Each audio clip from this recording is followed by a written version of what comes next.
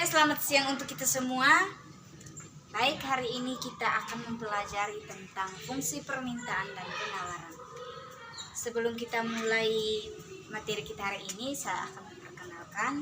Nama saya Maria Valnia Uli, biasa dipanggil Leni. Saya dari Fakultas Keguruan dan Ilmu Pendidikan Universitas Flores, semester 3, program studi pendidikan ekonomi. Oke, yang pertama kita akan mempelajari tentang pengertian fungsi permintaan dan penawaran.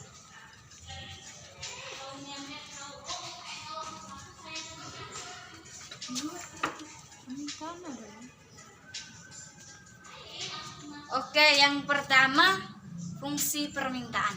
Permintaan adalah sejumlah barang yang dibeli atau yang diminta pada suatu waktu dan harga tertentu. Yang kedua, fungsi penawaran. Fungsi penawaran adalah sejumlah barang yang dibeli atau ditawarkan dalam jangka waktu atau harga tertentu. Adapun hukum permintaan dan penawaran. Yang pertama, hukum permintaan. Hukum permintaan adalah prinsip dasar ekonomi yang menyatakan bahwa pada harga yang lebih tinggi, konsumen akan memilih jumlah barang yang lebih rendah. Yang kedua, sementara hukum penawaran adalah kebalik dengan permintaan, yakni saat harga barang meningkat, akan mendorong peningkatannya penawaran suatu barang atau jasa tersebut. 1, 2, 3. Yang berikut fungsi permintaan dan penawaran. Yang pertama, fungsi penawaran. Oke, fungsi penawaran, jika kamu adalah penjual atau pedagang, maka pada saat harga suatu barang meningkat, kamu akan menjual barang tersebut dengan barang yang begitu banyak untuk mendapatkan suatu keuntungan. Yang kedua, fungsi permintaan. Dalam fungsi permintaan, hubungan antara jumlah barang yang diminta berbanding terbalik dengan harga. Hal tersebut dikenakan semakin tinggi harga yang diberikan, maka permintaan akan barang tersebut semakin rendah. Oke. Yang berikut faktor yang mempengaruhi permintaan dan penawaran. Yang pertama, harga. Yang kedua, selera. Yang ketiga, kualitas. Oke, yang pertama, harga. Harga merupakan faktor yang mendukung pertama dalam suatu penawaran. Jika tidak ada harga, penjual atau produsen pasti bingung untuk menjual atau produsen pasti bingung untuk melakukan penawaran. Yang kedua, selera.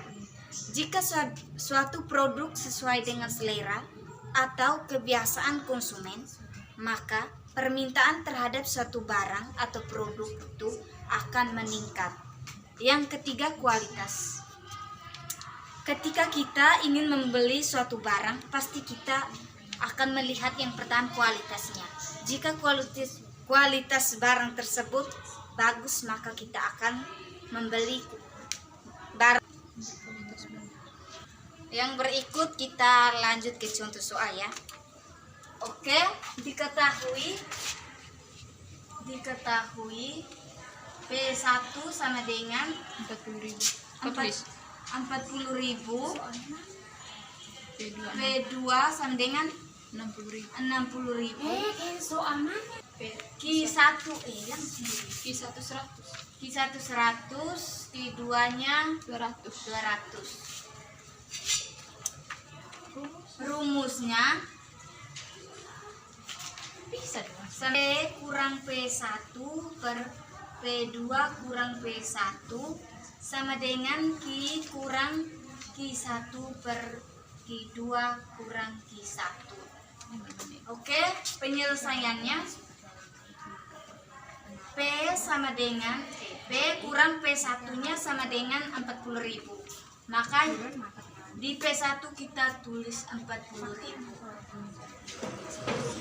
per P2 sama dengan 60.000 60.000 dikurang P1 sama dengan 40.000 sama dengan Ki dikurang Q1 sama dengan 100 per Q2 sama dengan 200 dikurang Q1 sama dengan 100. Oke, selanjutnya P sama dengan 40.000 per 60 kurang 40.000, 60.000 kurang 40.000 sama dengan 20.000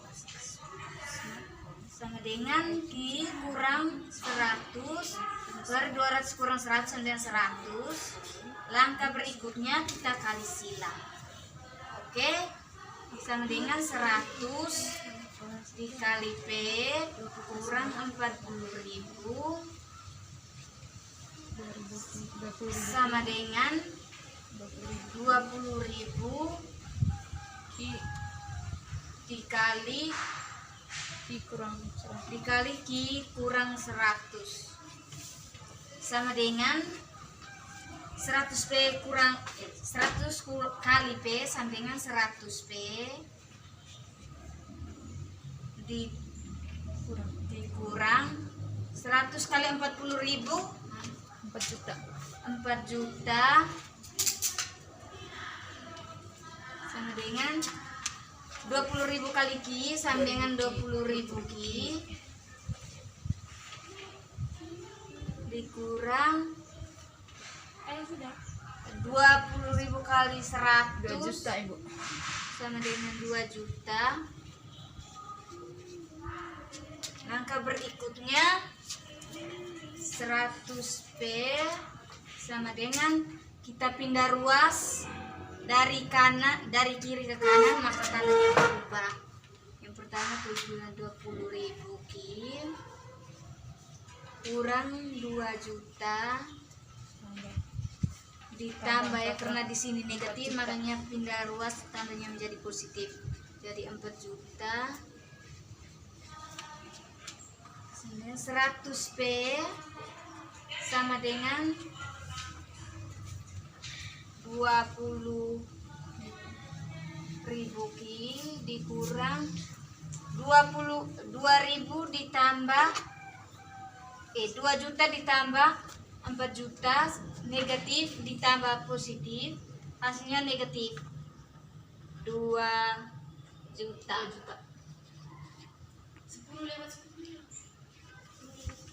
Oke, yang berikut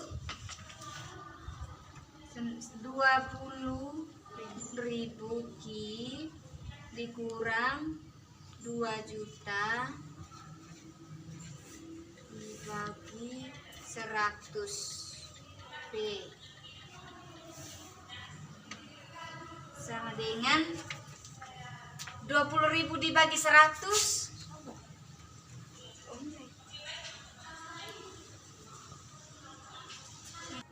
Oke, yang berikut 20.000 Q dibagi 100 sama dengan 200 Q dikurang 2 juta dibagi 100 sama dengan 20.000. Jadi fungsi permintaannya sama dengan 200 Q dikurang 20.000 P. Oke, baik anak-anak, materi kita hari ini cukup sampai di sini. Selamat siang dan sampai jumpa di pertemuan berikutnya.